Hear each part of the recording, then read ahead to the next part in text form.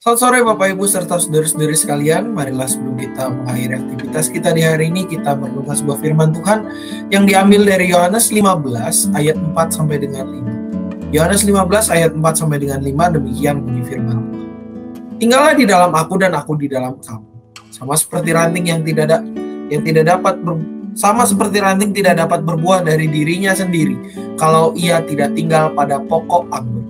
Demikian juga kamu tidak berbuah jikalau kamu tidak tinggal di dalam aku. Akulah pokok anggur dan kamulah ranting-rantingnya. Barang siapa tinggal di dalam aku dan aku di dalam dia, ia berbuah banyak. Sebab di luar aku, kamu tidak dapat berbuah apa-apa.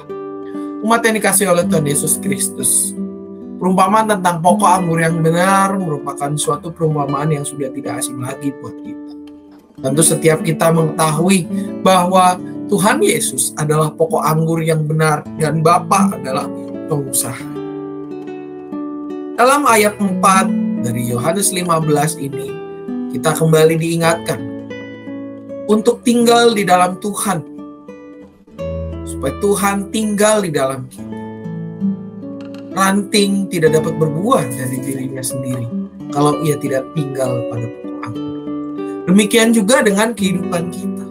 Kalau kita menjauhkan diri dari Tuhan, kita menghindari atau bahkan memberikan excuse, memberikan permakluman kepada kecenderungan kita untuk tidak beribadah kepada Tuhan, maka kita akan menjadi ranting-ranting yang tidak berbuah.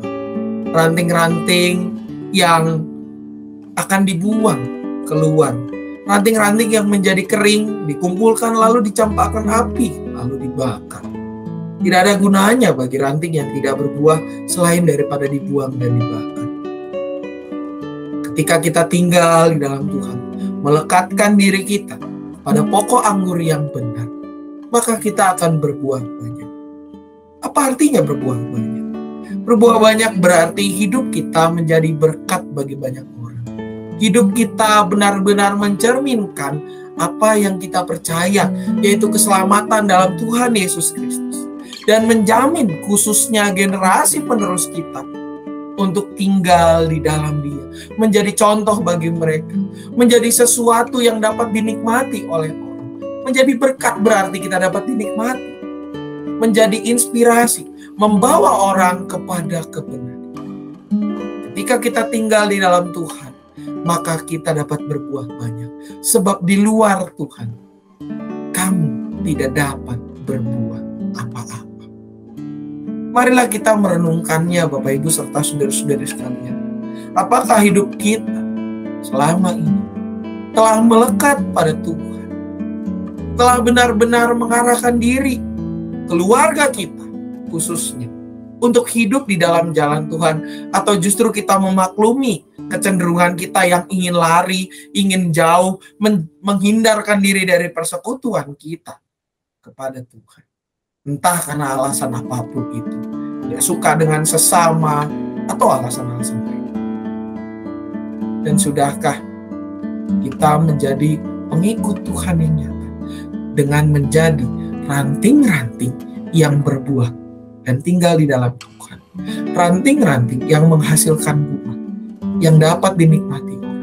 Benar-benar menjadi berkat dalam hidup kita sehari-hari. Atau justru malah hidup kita menjadi batu sandungan bagi orang lain. Marilah kita berdoa. Tuhan, biarlah melalui perenungan ini kami diingatkan untuk melekat kepadamu saja. Benar-benar tinggal di dalam Engkau secara penuh. Sebab di luar Engkau kami tidak dapat berbuat apa-apa ya Tuhan. Mampukan kami agar menjadi ranting-ranting yang berbuah. Ranting-ranting yang dapat mengarahkan diri kami, bahkan generasi penerus kami, untuk mulai hidup di dalam jalan yang Kau kehendaki. Tidak menjauhkan diri dari pertemuan ibadah, melainkan senantiasa bersekutu, merenungkan firman-Mu siang dan malam, membicarakannya di dalam pertemuan-pertemuan, baik itu pertemuan pribadi kami, dengan keluarga kami, maupun dengan orang lain. Biarlah hidup kami dapat menjadi kesaksian yang nyata ya Tuhan, atas penyertaan-Mu dan membawa orang kepada kebenaran firman. Nama anak Tuhan Yesus Kristus kami berdoa. Amin. Mata yang dikasih oleh Tuhan Yesus Kristus, ibadah minggu seperti biasa akan dilayankan pada pukul 7 pagi dan pukul 9 pagi. Ibadah minggu dengan tema menyemai kepedulian dan memupuk keadilan akan dilayani oleh Penatua Modi Tiko Pradana dari GKI Cibadak. Lalu juga ibadah sekolah minggu secara online akan dilayankan untuk kelas Daniel dan Esther pada pukul 8 pagi di YouTube Komisi Anak GKI Cicurug. Untuk kelas Daud sampai dengan kelas Immanuel 1 SD sampai dengan 2 SMP akan dilayankan secara onsite pada pukul 9 pagi. Untuk baktian remaja juga dilayankan secara onsite pada pukul 9 pagi. Serta ibadah pemuda setiap hari Minggu keempat tiap bulannya akan dilayankan dalam minggu ini pada pukul 11 pagi.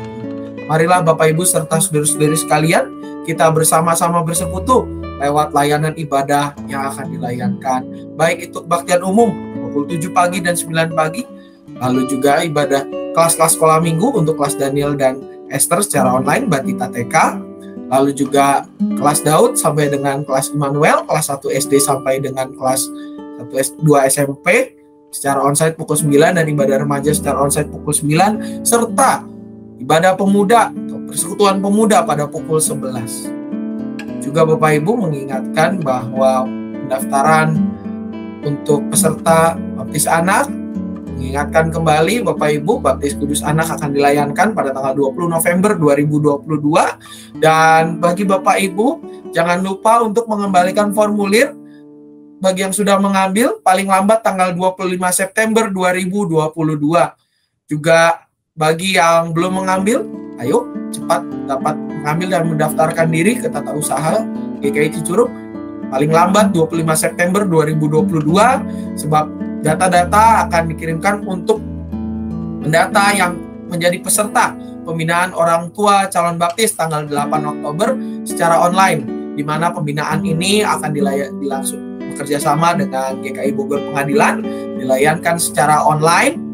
Dan bagi Bapak Ibu yang kesulitan untuk mengikuti secara online, dapat diikuti di gereja, ya, mengikuti secara bersama dari gereja. Dan juga Bapak Ibu mohon kelengkapan untuk peserta baptis anak, mohon dilengkapi segala sesuatunya, mohon diurus dalam waktu secepatnya. Juga Bapak Ibu mengingatkan kembali bahwa pada tanggal 2 Oktober ada perjamuan kudus. Marilah kita juga berpartisipasi dalam sakramen perjamuan kudus bagi yang sudah sidi secara khusus, dan juga bagi para pengurus komisi. Jangan lupa tanggal 2 ada rakor triwulan. Mohon mengumpulkan laporan triwulanan pada tanggal paling lambat tanggal 25 September 2022. Kiranya ini menjadi berkat dan pemberitahuan bagi kita semua. Selamat malam, selamat beristirahat. Tuhan Yesus memberkati.